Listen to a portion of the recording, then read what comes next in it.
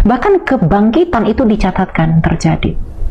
Kalau dalam asumsi teologis teman-teman Muslim, Isa itu diangkat, kebangkitan tidak ada. Jadi ngapain disama-samain gitu loh? Kalau secara historis itu tidak sama, ngapain secara teologis harus dipaksa? Asumsi teologis tidak akan pernah bisa membantah fakta sejarah. Hei, kalau kamu mau membahas tentang masalah agama kamu, teologis sejarahnya kayak gimana, mau kamu bahasnya itu secara sedalam-dalamnya sampai ke akar-akarnya, ya silakan bahas. Saya nggak mempermasalahkan, dan saya nggak bakalan ikut campur. Tapi ketika kamu membahas masalah sejarah Islam, teologisnya kayak gini, yang kamu sebutin itu semua itu nggak ada benernya sama sekali, sok-sokan, pede banget lagi jawabnya. Hei bro, Mbak, Pak, siapa sih Monik gitu? Kalau kamu mau membahas suatu masalah sejarah teologisnya kayak gimana, bahaslah sejarah agama kamu. Jangan membahas tentang masalah sejarah Islam. Ya Allah, jangan keluar konteks dan jangan terlalu melampaui batas. Jadinya blunder kan? Nabi Isa akan diangkat, gak ada hari kebangkitan. Kata siapa? Kata siapa? Menurut keyakinan agama Islam, saya kasih tahu ke mbaknya, paknya, siapa sih? Lupa mulu saya.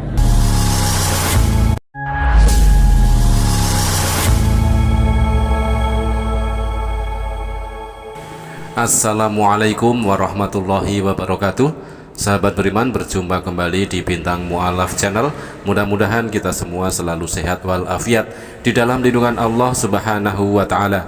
Sahabat, kembali kita akan reaction sebuah video, yang mana video ini adalah sebuah blunder bagi seorang yang bernama Elia yang hadir di podcast Dr. Richard ya, yang mana dia mencampur adukkan ajaran teologis di agamanya, lalu dia membandingkan dengan teologis di dalam agama Islam, yang mana dia sendiri tidak memahami dan tidak mengetahui tentang teologis di dalam ajaran agama Islam seperti yang dia tuduhkan. Nah sahabat, nanti kita akan tampilkan juga jawaban yang sangat menohok dari seorang muslim yang mampu menjawab asumsi dari si Elia, bintang tamu di podcast Dr. Richard ini.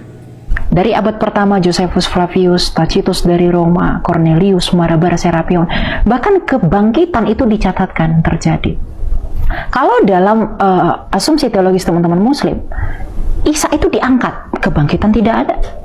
Jadi ngapain disama-samain gitu loh?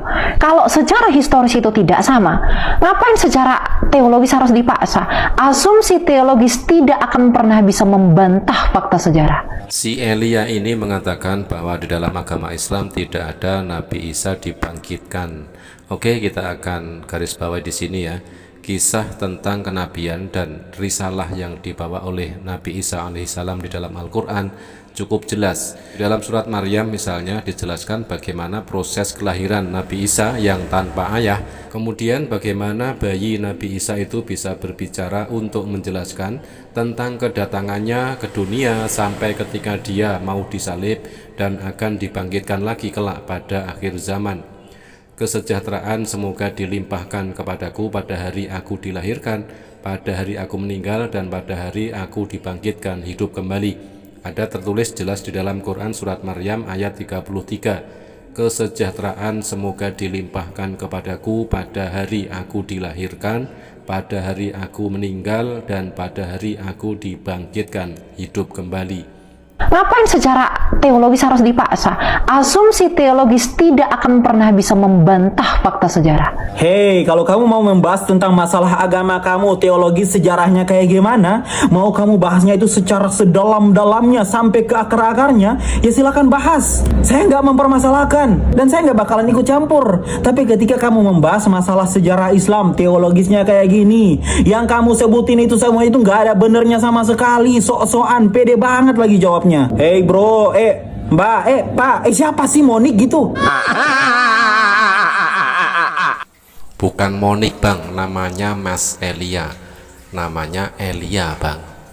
Kalau kamu mau membahas suatu masalah sejarah teologisnya kayak gimana, bahaslah sejarah agama kamu. Jangan membahas tentang masalah sejarah Islam. Ya Allah, jangan keluar konteks dan jangan terlalu melampaui batas. Jadinya blunder kan? Nabi Isa akan diangkat, gak ada hari kebangkitan. Kata siapa? Kata siapa? Menurut keyakinan agama Islam, saya kasih tahu ke mbaknya, paknya, siapa sih? Lupa mulu saya. Ngapain dipikirin? Namanya Elia bang, bukan Monik bang. Elia. Jadi menurut keyakinan Islam, saya sebagai muslim dan seluruh umat muslim, yang mana dalam keyakinan kami kelak nantinya di akhir zaman Nabi Isa ini akan diangkat oleh Allah dan nantinya juga akan dimatikan ketika nantinya di akhir zaman. Sebagaimana dalam riwayat dijelaskan bahwasanya idz qalallahu ya Isa inni mutawwafika wa rafi'uka ilayya wa mutahhiruka. Yang mana menurut Jalaluddin Suyuti beliau mengatakan dalam tafsirnya yang dimaksud makna daripada inni mutawwafika wa rafi'uka, yaitu rafi'uka summa mutawwafika fi akhir zaman, yang mana kelak nanti ini Nabi Isa akan diangkat dan nantinya juga kelak nantinya Nabi Isa ini akan diwafatkan pada akhir zaman kelak. Dan saya tambahkan satu lagi, ayatnya ada di dalam Al-Quran surat Maryam ayat 33. A'udzubillahi minasyaitonirrajim. Wassalamu alayya yauma wulidtu wa yauma amutu wa yauma ub'asu hayya. Perspektif ini yang diyakini oleh para seluruh umat muslim. Jadi umat Islam itu meyakini bahwasanya kelak nantinya di akhir zaman, yang mana ketika Imam Mahdi ini memimpin daripada kaum muslimin untuk melawan daripada tentara-tentaranya Dajjal. Mereka ini gak mampu untuk melawan daripada mereka semua, tentaranya Dajjal ini. Mereka gak mampu ketika mereka sedang sholat.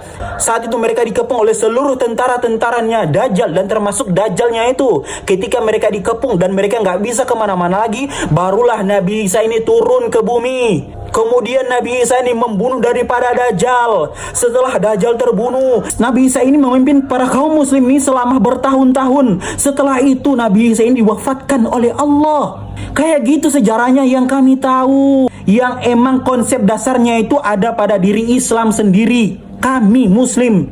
Anda jangan pernah membahas tentang masalah teologi, agama, sejarah Islam kami. Kamu jawabnya blunder semua, nggak ada sama sekali yang bener. Sok-sokan, pede banget lagi jawabnya. Ya Allah. Di awal saudara Elia ini ya, dia mengatakan bahwasanya teologis di dalam agama Islam tidak sesuai dengan sejarah. Tetapi dia mencoba untuk mengutak-atik teologis di dalam ayat Al-Quran tersebut ya, yang lalu akhirnya dijawab dengan jawaban yang sangat menohok dari Bang Akbar ini ya. Masya Allah, jadi terlihat jelas sekali blunder beberapa kali yang dilakukan oleh Elia yang dihadirkan di dalam podcast Dr. Richard. Oke sahabat, demikian blunder yang dilakukan oleh saudara Elia, dan nantikan blunder-blunder saudara Elia berikutnya di podcast Dr. Richard yang nanti kita akan tampilkan, kita akan reaction di video selanjutnya. Terima kasih, mudah-mudahan bermanfaat. Jazakumullah khairan kasiron. Wassalamualaikum warahmatullahi wabarakatuh.